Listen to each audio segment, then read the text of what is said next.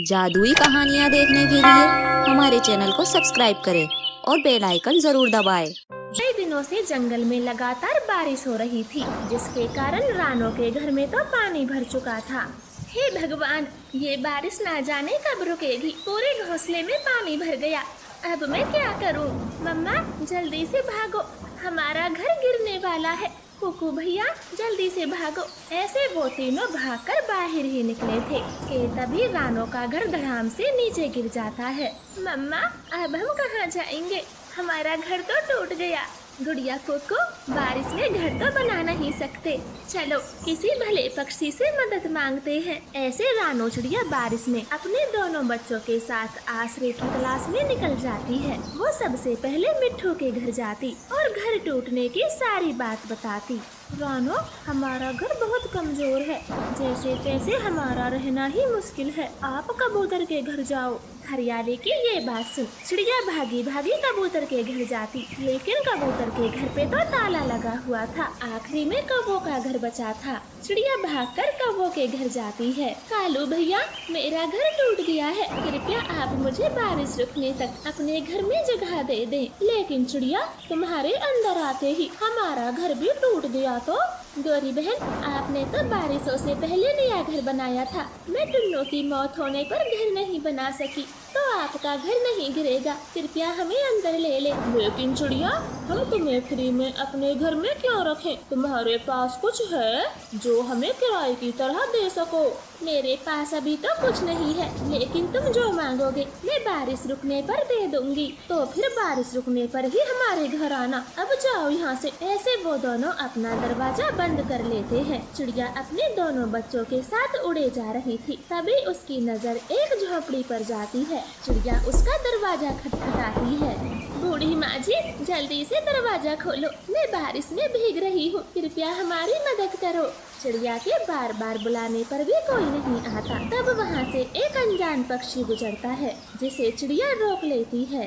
भैया, यहाँ जो बूढ़ी माँ जी रहती थी वो कहाँ गई है? चिड़िया, जहाँ जो बूढ़ी पक्षी रहती थी वो कुछ दिन पहले मर गई। आप उनकी रिश्तेदार हो? नहीं भाई साहब, मेरा घर बारिश में टूट गया, मैं तो यहाँ मदद मांगने आई थी। चिड़िया, आप चाहो तो यहाँ रह सकती हो, जब से वो बूढ़ी माँ जी मरी है ये झोपड़ी खाली है।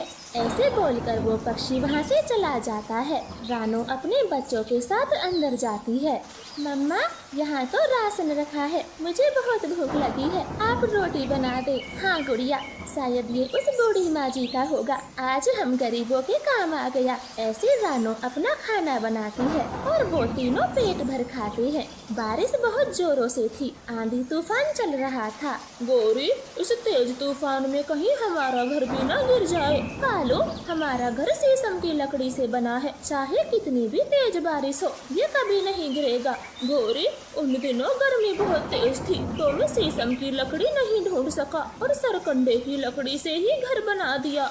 सरकंडा, ये तो बहुत कमजोर और फोकी लकड़ी है, अब तो हमारा घर पक्का गिरेगा। कालू, तुम बहुत कामचोर हो। गौरी, अब तक नहीं गिरा तो शायद ना भी गिरे, तुम ऐसे चिंता न करो। ऐसे तेज तूफान में वो कौवे बुरी तरह से डर चुके थे। आंधी तूफान बढ़ते जाते हैं और उनका घर भी धड़ाम से ढेर हो जाता है। गौरी तो कालू कौवे को खूब सुनाती है। अब हम कहाँ जाएंगे? सब तुम्हारी गलती है, एक काम ठीक से नहीं कर पाए। गौरी, वो जंगल वाली बूढ़ी माँ जी मर गई है, चलो हम वहीं चलते हैं। फिर वो दोनों बारिश में भागना शुरू करते और बूढ़ी पक्षी के घर चले जाते, लेकिन दरवाजा तो चिड़िया ने खोला था। कालू हैरान रह जाता है। चिड़िया, तुम यहाँ कैसे? कालू, वो बूढ़ी माँ जी मर गई है तो बारिश में हम यहाँ रहने लगे। चिड़िया, अभी के अभी घर से बाहर निकलो, ये घर उस बूढ़ी माँ जी ने हमें बेच दिया, जल्दी से बाहर निकलो।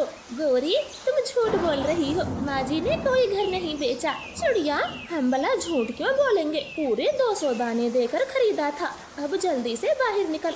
हम बारिश में भीग रहे हैं। देखें कालू गोरी, अगर तुम्हारा घर भी टूट गया है तो तुम हमारे साथ भी रह सकते हो, लेकिन हमें घर से बाहर ना निकालो। तू ऐसे नहीं मानेगी, मुझे कुछ करना पड़ेगा। ऐसे बोलकर कालू कौवा गुस्से में चिड़िया को धक्का देता है। चिड़िया बाहर जाकर गिरती। गुड़िया कुकू तो चुपचाप अपनी मम्मा के पीछे चले जाते। अब दोबारा से कभी यहाँ आने की गलती ना करना, ये घर अब हमारा है। ऐसे बोलकर दोनों दरवाजा बंद कर लेते हैं। चिड़िया तेज बारिश में फिर से बेघर हो गई थी। मम्मा मम्मा, ये झूठे कौवे हैं। बूढ़ी माँ जी ने घर नहीं बेचा होगा।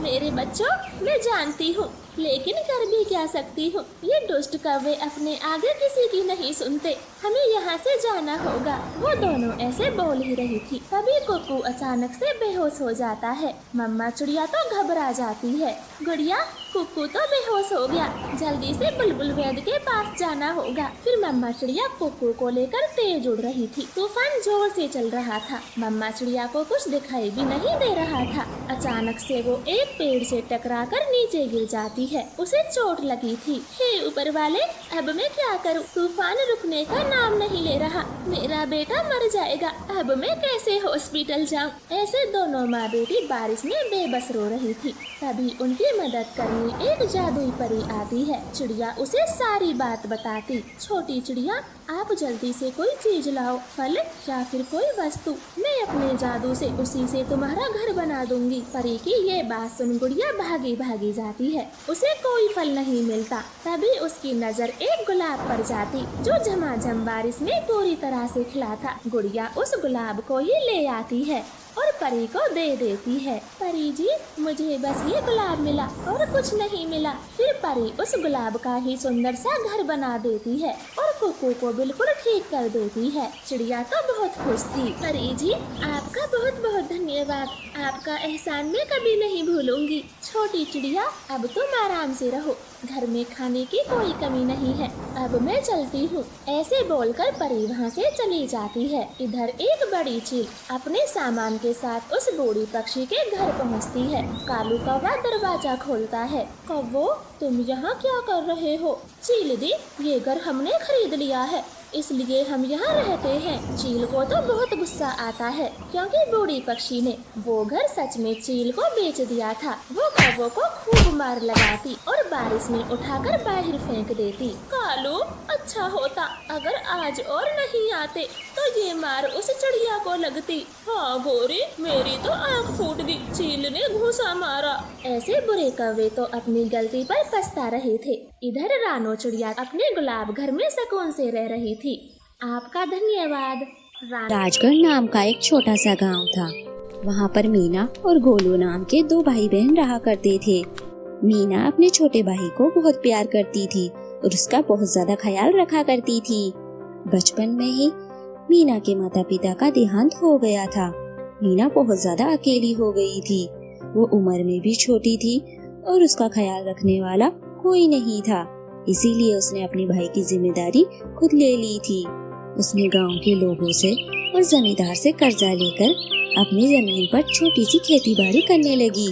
वो खेती बाड़ी ही करके अपने घर का खर्च चलाती थी। लेकिन कुछ टाइम बाद जमींदार उसके घर पे आकर उसे परेशान करने लगा और पैसों की कहने लगा। मीना ने इतना कर्जा ले रखा था कि जमींदार ने उन पे इतना जोर दिया, मीना का घर और खेत अपने नाम करवा लिया। जमींदार ने मीना से उनका घर भी उनसे छीन लिया था। जमींदार जी, कृपया करके मुझ पे दया कीजिए, मैं बहुत जल्द आपके पैसे लौटा दूंगी। मेरे साथ ऐसा मत कीजिए, मैं बहुत ज्यादा अकेली हूँ और मेरा छोटा भाई भी है। मैं इसका ख्याल कैसे रखूंगी जब मेरे पास कोई घर और खेत ही नहीं होंगे। नहीं, अब मैं और नहीं रुक सकता। मीना, तुमने बहुत सारे लोगों से कर्जा ले रखा है, इसीलिए मैंने तुम्हारा घर और खेत दोनों ले लिए हैं।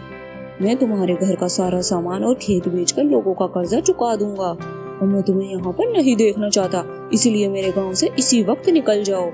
इसी तरह से जमींदार ने उनके घर से ही उनको बाहर निकाल दिया। मीना के पास पैसे नहीं थे, बेचारी दर दर भटकने लगी। दीदी, हम कहाँ जा रहे हैं? हमारा घर जमींदार ने क्यों ले लिया दीदी? गोलू, तू परेशान मत हो, मैं कुछ ना कुछ तो हल निकाल ही लूंगी। वैसे मम्मी पापा का सिर्फ एक ही घर था जो हमारे पास निशानी थी, वो भी इस जमींदार ने ले ली। दीदी, ये कितने गंदे लोग हैं, इन्होंने हमारे माता पिता की निशानी तक हमसे ले ली। गोलू, तू चिंता मत कर, और आजकल तो कितनी समझदारी वाले बातें करने लगा है। तुझे आजकल सब कुछ समझ में आने लगा है। हाँ दीदी, अब मैं बड़ा होने लगा हूँ और मैं आपकी हर काम में मदद करूँगा। दोनों भाई बहन दर दर भटक रहे थे और चलते चलते वो बहुत ज्यादा थक चुके थे।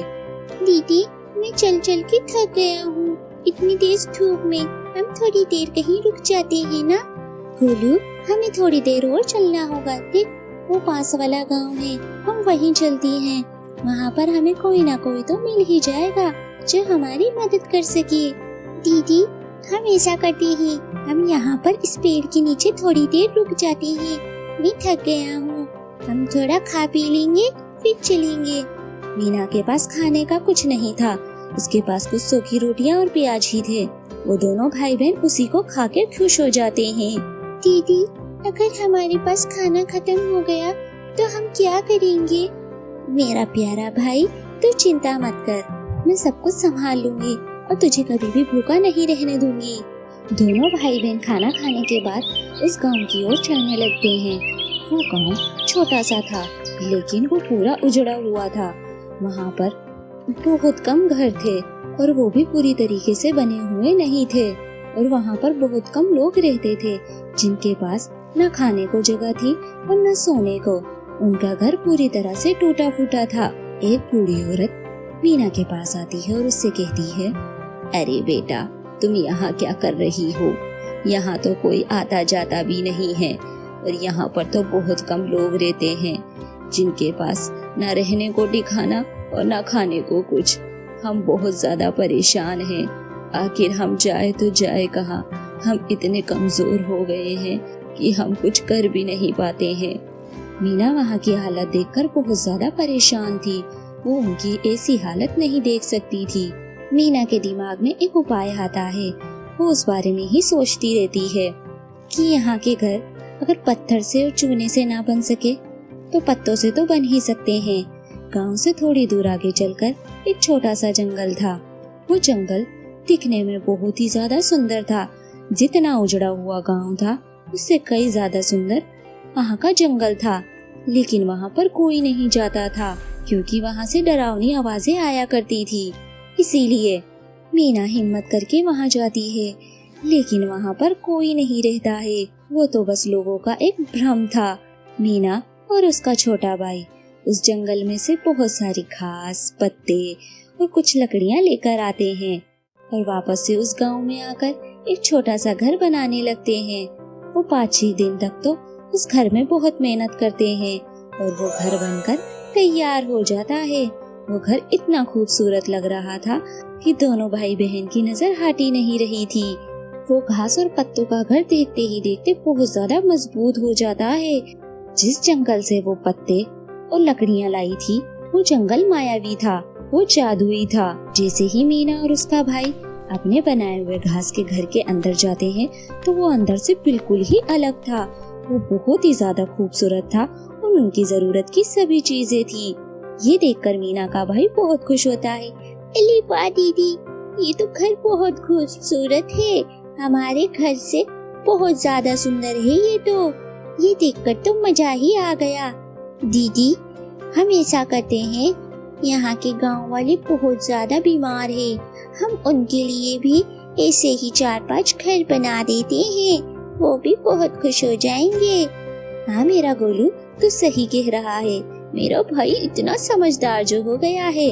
दोनों भाई बहन मिलकर घर बनाने लग जाते हैं।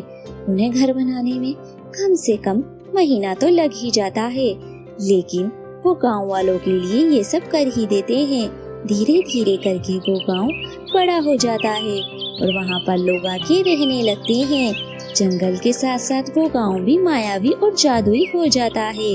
मानो उस गांव में तो अब जान ही आ गई थी।